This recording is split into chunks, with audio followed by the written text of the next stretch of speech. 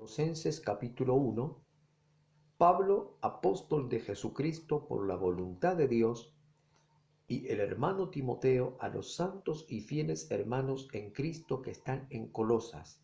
Gracia y paz sean a vosotros de Dios nuestro Padre y del Señor Jesucristo. Pablo menciona al Dios Padre y al Señor Jesucristo. Siempre hace énfasis en el Dios Padre y en el Señor Jesucristo.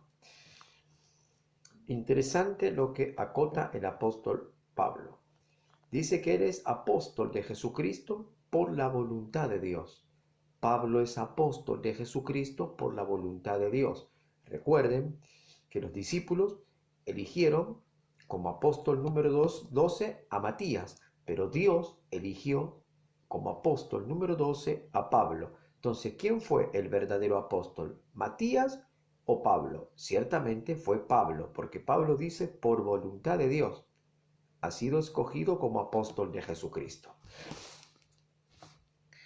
Dice, versículo 3, siempre orando por vosotros, damos gracias a Dios, Padre de nuestro Señor Jesucristo. Dice que Dios es Padre de Jesucristo, o sea que Jesucristo es Hijo de Dios. Jesús es Hijo de Dios. Jesús es el Señor. Jesús es el Salvador. Jesús es el Redentor. Jesús es Hijo de Dios.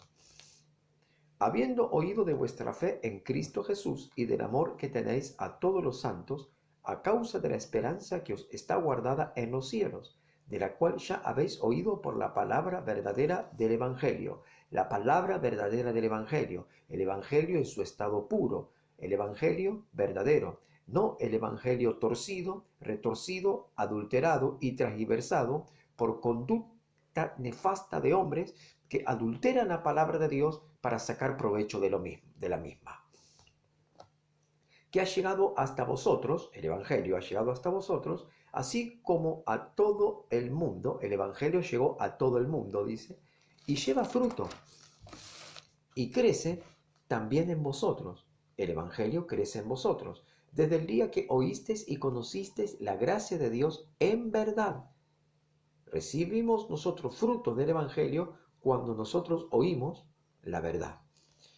Como lo habéis aprendido de Epafras, nuestro consiervo amado, que es un fiel ministro de Cristo para vosotros, quien también nos ha declarado vuestro amor en el Espíritu. O sea que aquel que predica la palabra de Dios hace llegar el mensaje de Dios a lugares remotos. Pero dice que tiene que ser fiel ministro de Jesucristo, como lo fue este hombre llamado Epafras. Dice que ellos recibieron la gracia de Dios, el Evangelio santo, el Evangelio verdadero, por un fiel ministro de Jesucristo llamado Epafras. Es necesario que el hombre de Dios, el obrero de Dios, el siervo de Dios, sea fiel a Dios en todo, para que el mensaje pueda llegar hasta lo más profundo del corazón de aquel que oye el Evangelio. Porque si estamos contaminados y no hablamos la verdad, difícilmente el Evangelio pueda llegar a los corazones de los hombres.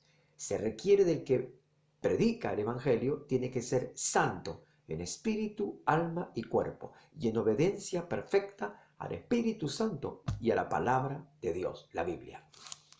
Por lo cual también nosotros desde el día en que lo oímos, no cesamos de orar por vosotros y de pedir que seáis llenos del conocimiento de su voluntad, en toda sabiduría e inteligencia espiritual, para que andéis como es digno del Señor, agradándole en todo. A los que son siervos de Dios deben agradar a Dios en todo, llevando fruto en toda buena obra. Debe haber fruto que evidencie el poder de Dios en aquel que predica la palabra de Dios, no como los falsos profetas o los pseudos pastores, que no hay evidencia de poder de Dios en sus vidas, sino que usan vana palabrería para que los oyentes puedan ser cautivados por sus vanas palabrerías. Pero aquel que profesa el verdadero evangelio tiene poder de Dios y respaldo de Dios, y aún los demonios se sujetan, aleluya, delante de aquel que es verdaderamente siervo de Dios,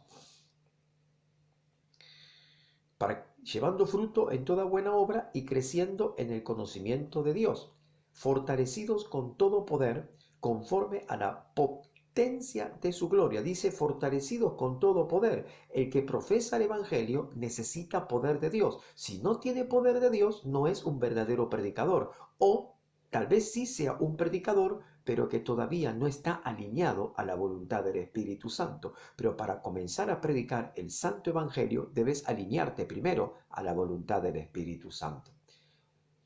Para toda paciencia y longanimidad. Longanimidad significa generosidad. O también una constancia en las adversidades.